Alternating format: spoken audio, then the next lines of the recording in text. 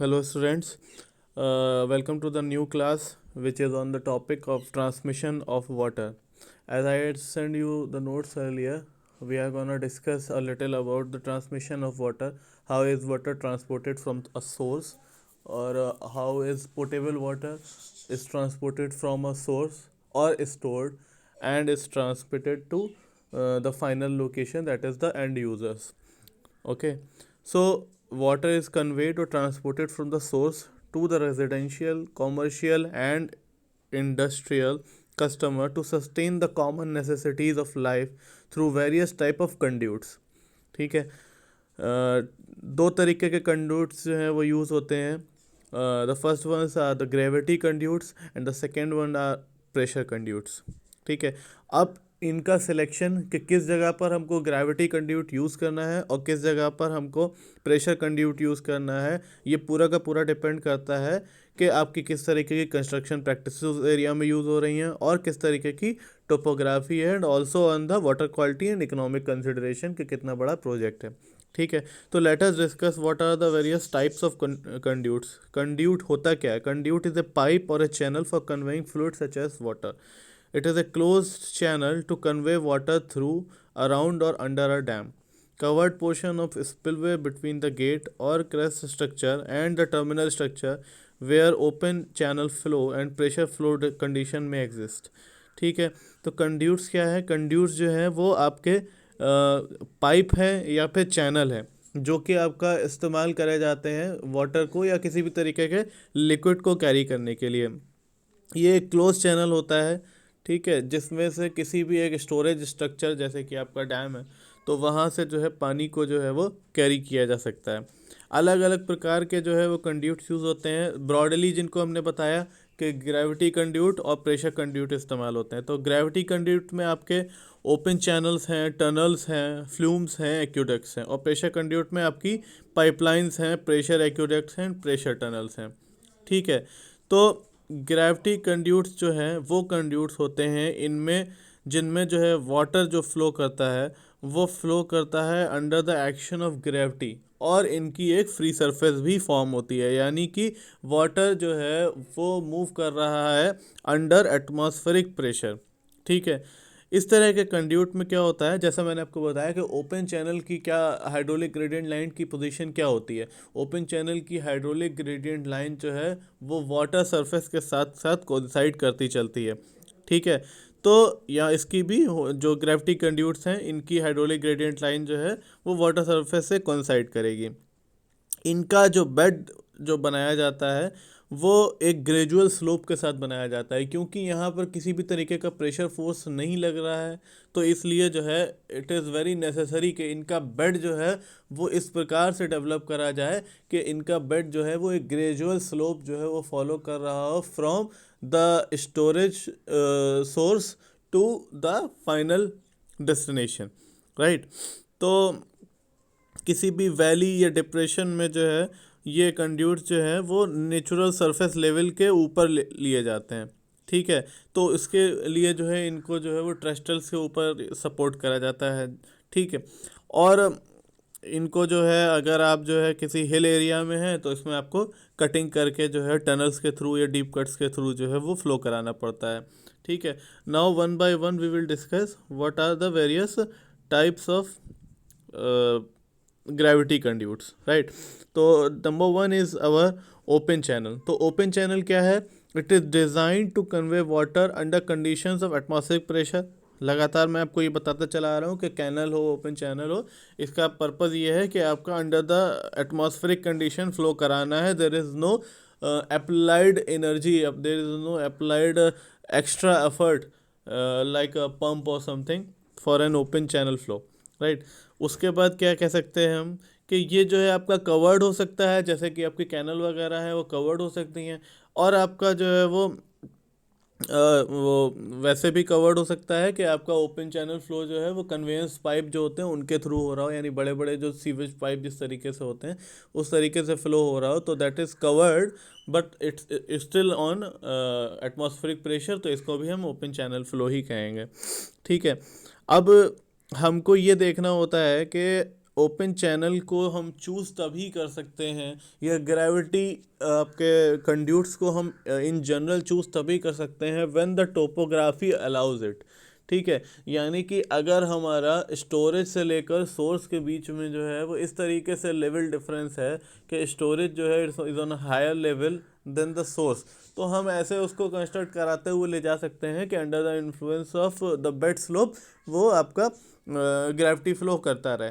लेकिन on an हिल और इस तरह की कोई भी ऐसी जहाँ पर आपका जो लेवल है वो अनिश्चित है, तो ऐसी जगहों पे जो है आपको ग्रेविटी कंड्यूस जो है वो काम नहीं करेंगे।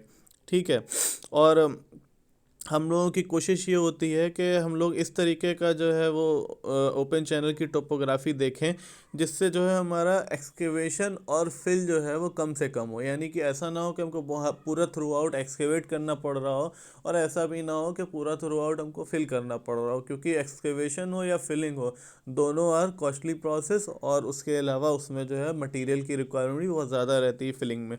तो इसलिए जो है इस पर ध्यान देने की ज़रूरत है कि हम ओपन चैनल तभी चूज़ करें when the topography of that area allows us, right.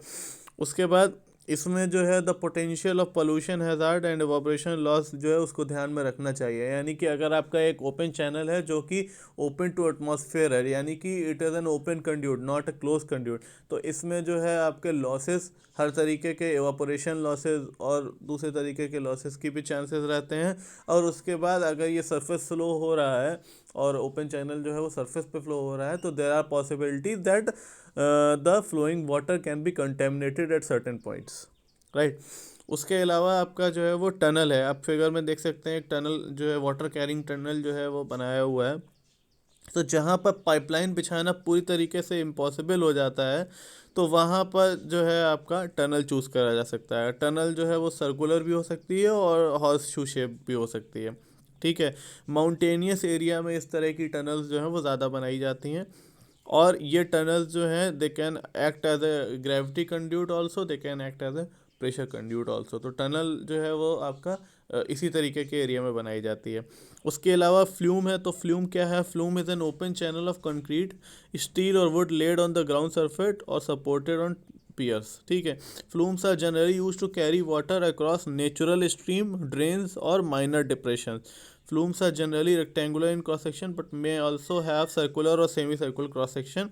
ठीक है, a flume of circular cross section runs only partly full, right. तो ये जो है आपका फ्लूम जो है वो आपका फ्लो मेज़रमेंट के भी काम आती है, और जिन जगहों पर डाली जाती है वहाँ पर जो है वुडन भी हो सकती है, कंक्रीट की भी हो सकती है, ग्राउंड सरफेस पे भी हो सकती है, और पियर्स के ऊपर भी सपोर्ट करी जा सकती है। ठीक है, उसके अलावा जो है आपके आरसीसी बिल्ड जो है वो एक्वेडक्ट्स जो है वो भी यूज़ करे जाते हैं एज ए ग्रेविटी कंड्यूट। ठीक है, जिसमें भी वाटर जो है वो सिर्फ ग्रेविटी के इन्फ्लुएंस में फ्लो होता है। ये भी सर्कुलर और हॉर्स शेप हो सकते हैं, और हाइड्रोलिक प्रॉपर्टीज़ इनकी बहुत अच्छी होती हैं और इकोनॉमिकल होते हैं। ठीक है, तो इसलिए एक्वेडक्ट्स भी इस्तेमाल होते हैं। Next are our pressure conduit. Pressure conduit क्या होते हैं कि जिसमें वाटर जो फ्लो कर रहा है under the influence of pressure, अगर पानी जो है वो बह रहा है तो वो हो सकता है कि अबव एटमॉस्फेरिक प्रेशर फ्लो कर रहा हो, तो ऐसे कंड्यूट जो है वो प्रेशर कंड्यूट कहलाते हैं। अब प्रेशर कंड्यूट की हाइड्रोलिक ग्रेडियंट लाइन आपको पता करनी है, तो जैसा पाइप फ्लो में आप करते हैं, पिज़ोमीटर लगाइए, पिज़ोमीटर के जो हेड्स आ रहे हैं उनको सबको जोड़ दीजिए, तो you will find the hydraulic gradient line. तो इसमें भी यही है कि पिज़ोमीटर इंस्टॉल करिए अलग अलग लोकेशन पर, उनकी जो जो सरफेस लेवल है वो मिला के आप हाइड्रोलिक ग्रेडियंट लाइन बना सकते हैं, यानी कि फ्री सरफेस पे नहीं, उसके ऊपर जो है वो हाइड्रोलिक ग्रेडियंट लाइन लाई करती है। तो ये जो है आपके अब चूंकि जो है आपके ये प्रेशर से पानी फ्लो हो रहा है, तो ये कंड्यूट जो है क्या इसका फ़ायदा क्या है कि ये जो नेचुरल ग्राउंड सरफेस है उनको फॉलो कर सकते हैं, क्योंकि पानी जो है वो अंडर द इन्फ्लुएंस आपको ग्रेविटी तो फ्लो कराना नहीं है, तो इसलिए जो है जो नेचुरल ग्राउंड सरफेस है उसमें अगर आप लेइंग कर देते हैं इनकी without considering the slopes and all, तो भी आपका फ्लो जो है वो हो पाएगा, क्योंकि flow is under the influence of pressure and not gravity, right. तो इसमें जो है आपको फ़ायदा ये हो जाता है कि आप जो है जो शॉर्टेस्ट पॉसिबल रूट होता है आप उसको अपना सकते हैं। कई बार हमको ग्रेविटी कंड्यूट्स में क्या करना पड़ता है कि आपका कुछ रूट्स ऐसे होते हैं जहाँ पे फिलिंग बहुत ज़्यादा आ रही है, यहाँ पे जहाँ पे कटिंग बहुत ज़्यादा आ रही है, तो उनको जो है वो अवॉइड करके हम जो है एक थोड़ा सा लंबा रूट ले लेते हैं जहाँ पर हमारा कंस्ट्रक्शन इजी हो या स्लोप जो है हमको अलाउ कर रहा हो, टोपोग्राफी अलाउ कर रही हो। तो इसलिए जो है आपके ग्रेविटी कंड्यूट्स में ये ज़रूरी नहीं है कि जिस रूट पे जो है आपके ग्रेविटी कंड्यूट्स बिछाए गए हों वो रूट जो है वो शॉर्टेस्ट पॉसिबल रूट हो from the source to the destination.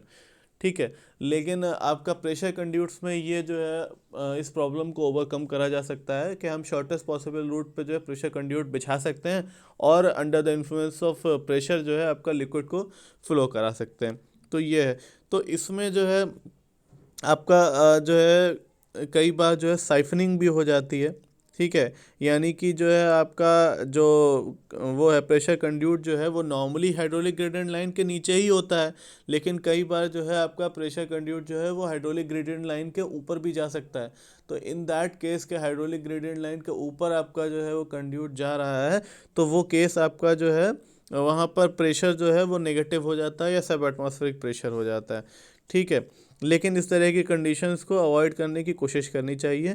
ये कंडीशन साइफनिंग की कंडीशंस कहलाती हैं। ठीक है, तो प्रेशर कंड्यूट्स की तरह जो है क्या इस्तेमाल होता है, प्रेशर कंड्यूट्स की तरह जो है वो पाइपलाइंस इस्तेमाल होती हैं। ठीक है, और एक्वेडक्ट्स और प्रेशर टनल्स भी इस्तेमाल होते हैं। तो इनका फ़ायदा क्या है, जैसा मैंने आपको बताया कि एटमॉस्फेयर को एक्सपोज नहीं होते हैं, तो इसके कंटेमिनेट होने के चांसेस बहुत कम हैं।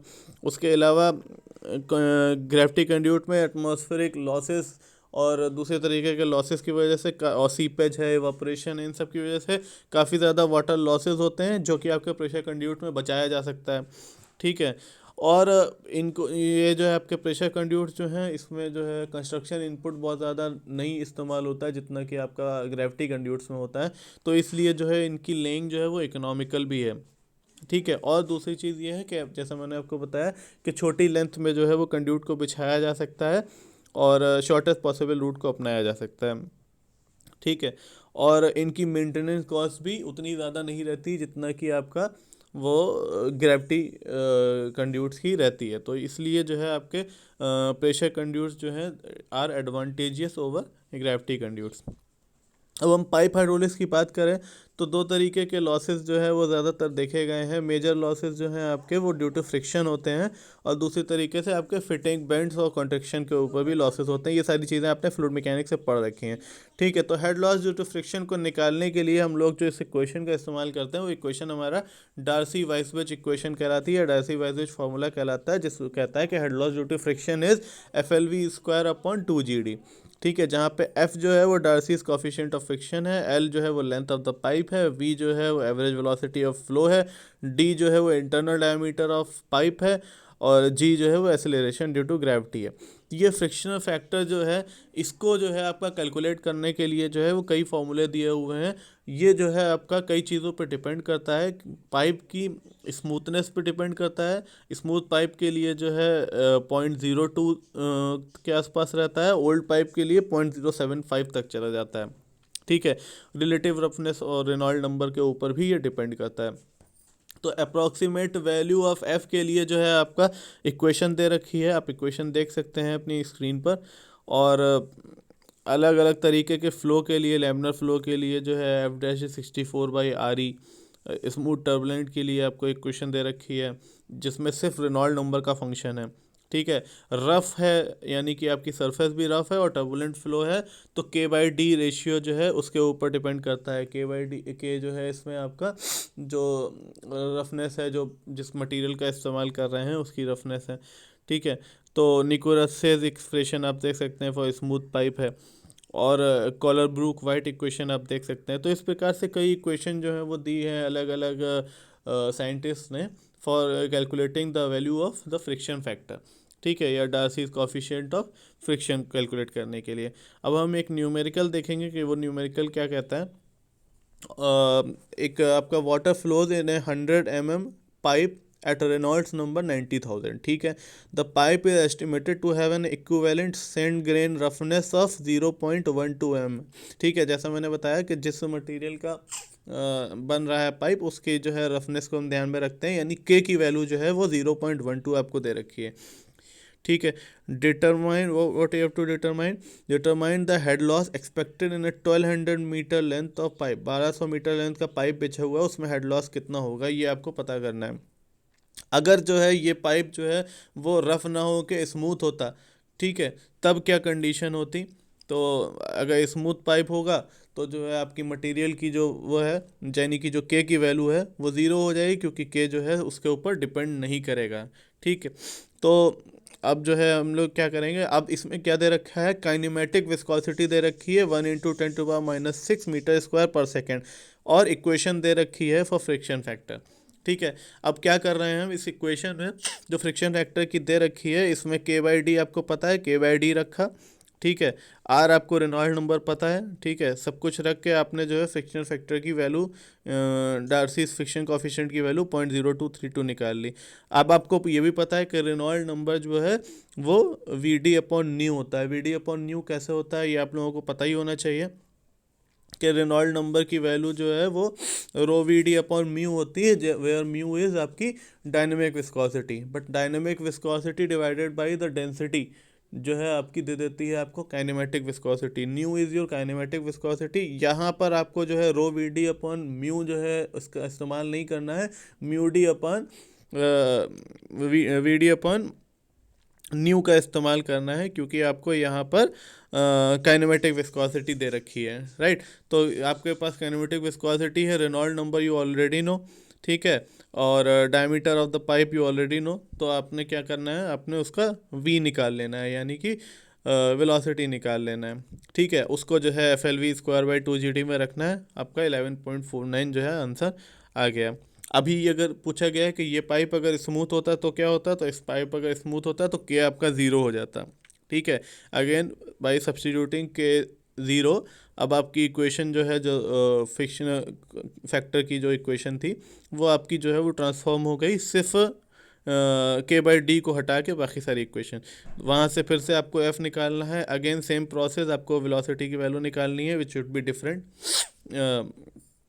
और उसके बाद जो है HF आपको निकालना है योर 9.04 मीटर, यानी head loss due to friction in a smooth pipe is less than head loss due to friction in a rough pipe. ठीक है। उसके बाद आपका हेदन विलियम्स का फार्मूला है, ये भी इस्तेमाल में आता है। हेदन विलियम्स फार्मूला आपको याद करना पड़ेगा, इसके ऊपर भी बेस्ड न्यूमेरिकल आपसे पूछे जा सकते हैं। ठीक है। अब इसमें जो है आर जो है आपकी हाइड्रोलिक रेडियस है। यहाँ पर हाइड्रोलिक रेडियस जो है वो सर्कुलर पाइप के लिए, यहाँ पर कंड्यूट की हम बात कर रहे हैं, तो सर्कुलर पाइप के लिए हाइड्रोलिक रेडियस D/4 इस्तेमाल होती है। राइट। अब फार्मूला से कैलकुलेट करेंगे A/P के, तो you will find it out. ठीक है। अब इसके आगे जो है हम पाइप की लेइंग की टेक्निक्स जो है उनको डिस्कस करेंगे in the next class. Thank you.